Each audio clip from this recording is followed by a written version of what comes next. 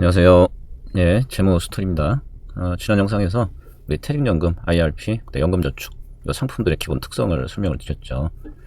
그러면서 특히 IRP하고 연금저축, 자, 요 부분은 국가에서 그 노후자금 마련을 장려하기 위해서 여러 가지 세제 혜택을 제공한다고 그랬잖아요. 그래서 이번 영상에서 기업 관계된 내용들을 이제 말씀드릴게요. 자, 이제 핵심은 두 가지예요. 자, 근로소득자들 연말 정산할 때, 그 다음에 뭐 대개 자영업자들 종합소득 신고할 때, 자, 세액공제 혜택을 부여한다는 거죠. 근데 또 한 가지는, 자, 이제 소위 과세 이연이다 이런 얘기도 하는데 아마 그건 다음 영상에서 말씀드릴 것 같아요. 자, 이거 운용하면 계속해서 수익이 날 거 아니에요. 그럼 이자 수익이 발생하면 일반적으로 발생한 이자 수익은 즉시, 자, 그거를 소득세 부과하잖아요. 이자 소득 15.4% 세금 내야 되잖아요.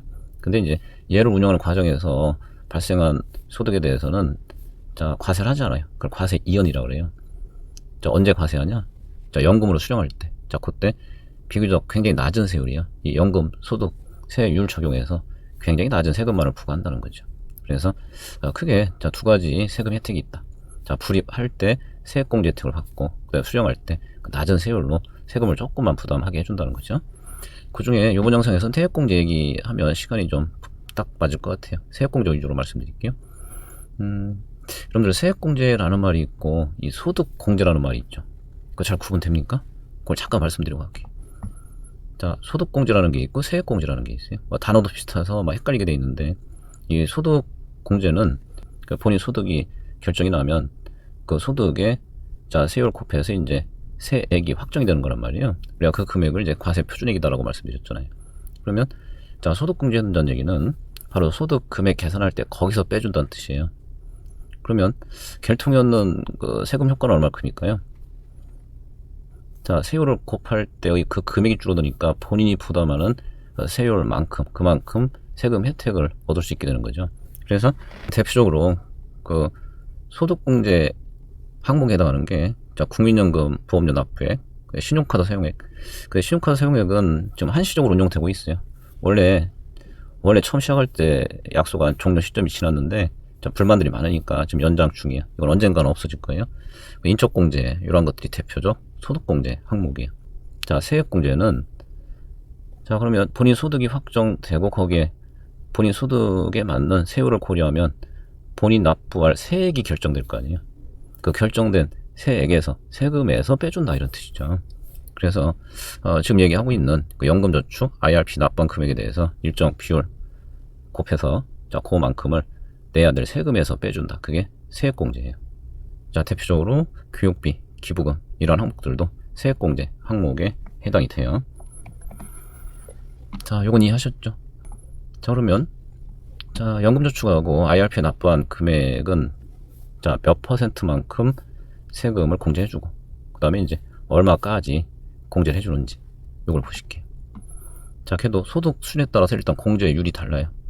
자, 종합소득세 과세표준 기준, 그러니까 종합소득 기준이라고 보시면 되죠. 종합소득 기준 4천만 원 이하, 그 다음에 근로소득 월급 받는 분들은 이건 연기준이에요. 연기준 5,500만 원 이하, 그러면 16.5%를 공제를 해줘요.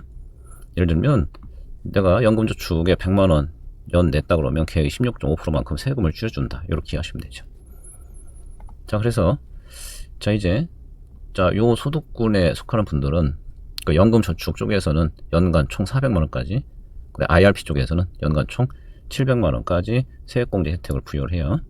자, 우선 요 간단 사례를 한번 볼게요. 자, 요 예시 맨 위에 보실까요? 자, 종합소득 가지고 얘기할게요. 4천만 원 이하인 사람이 만약 1년에 400만 원 불입을 했다. 그럼 걔의 16.5%잖아요. 그럼 66만 원만큼, 자, 소득세를, 자, 경감해준다, 공제해준다 이런 뜻이. 이해하셨죠?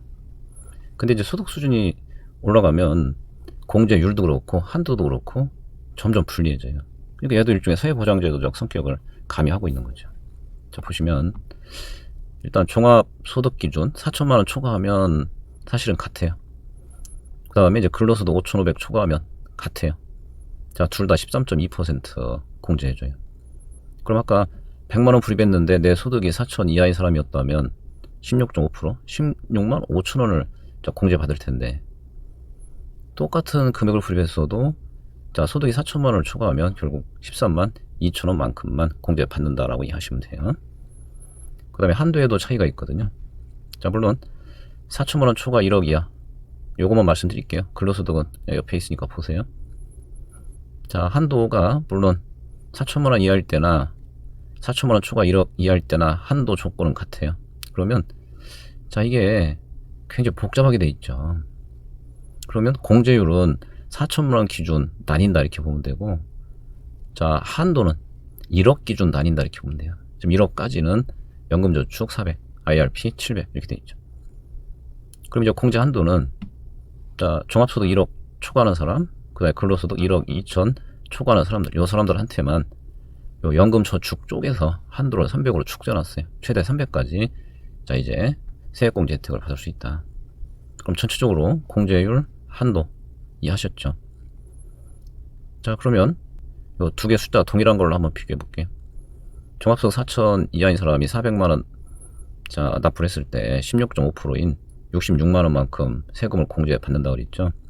4천만원 초과하면 공제율이 떨어져서, 이 공제율이 떨어져서 똑같은 금액을 납입을 했지만, 자, 이제 세액공제 받는 금액이 52만 8천원으로 이렇게 줄어들죠.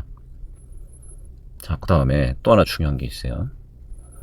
자, 그러면 각각의 한도는 그런 것이고, 자, 이제 총 한도가 별도로 정해져 있어요. 총액 기준 최대로 공제 받을 수 있는 한도가 정해져 있어요. 둘 다 각각 이만큼씩 받을 수 있는 게 아니고, 자, 총 한도는 연간 납입액 기준 최대 700만 원이에요. 그러니까 두 개 더해서 700만 원까지만 자, 이제 세액공제 혜택을 부여한다라는 거죠. 자, 그러면 이거 총 700만 원 맞추는 가장 손쉬운 방법은 뭘까요? 어차피 IRP는 소득준과 관계없이 700까지는 다 공제해준다는 얘기니까 그냥 IRP에 700만 원 넣으면 가장 깔끔하죠. 근데 그렇게 운용한 사람들은 없다고 보시면 돼요. 자, 앞선 영상에서 IRP와 연금저축의 차이점이 뭐예요? IRP는 절대 중도 인출이 불가능하다. 정말 특별한 사유 빼고는 중도 인출할 수 없다. 하지만 연금저축은 중도 인출이 가능하다. 자, 물론 결국 페널티가 있으니까 가능하면 중도 인출하지 않는 게 바람직하겠지만 그래도 가능은 하다라고 하는 거죠. 또 하나가 이제 운용 가능한 자산의 제약의 차이가 있잖아요. 기억나시나요? IRP는 최소한 안전자산에 30% 이상 투자해야 된다고 그랬잖아요. 그거에 비하면 연금저축은 자, 100% 우염자산에 투자 가능하다라고 했잖아요. 자, 그런 차이가 있으니까 자, 일반적으로 어떻게 운영하냐면 자, 최소한 400 이상 내가 불입을 한다 그러면 연금저축에서 최대 한도를 먼저 맞춰요. 보통 연금저축에서 최대 한도를 맞추고 그 다음에 추가 더 불입할 게 있다면 자, 이제 IRP로 추가 납입을 하는 게 가장 보편적 운용 방식이에요. 그럼 최대로 효과를 내려면 얼마까지? 자, 700까지 이제 불입을 하면 되는 거니까 그럼 보통은 연금저축 400 풀로 채우고 IRP에 나머지 300 채워서 자, 두 개 합한 금액이 최대 한도 700이 되도록 보통 운용을 해요. 여기서 돈 많이 버는 분들은 조심할 게 하나 있어요. 그럼 남들이 그렇게 한다니까 연금저축 400, IRP 300 이렇게 하시면 절대 안 돼요. 왜?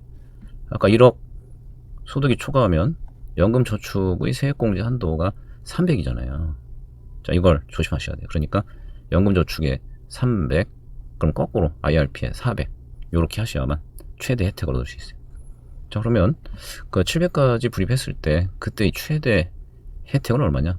혹시 내가 소득 4천만 원 이하다. 그래서 공제율 16.5% 적용받는다 그러면 115만 5천 원 나오네요. 근데 소득이 4천만 원 초과한다.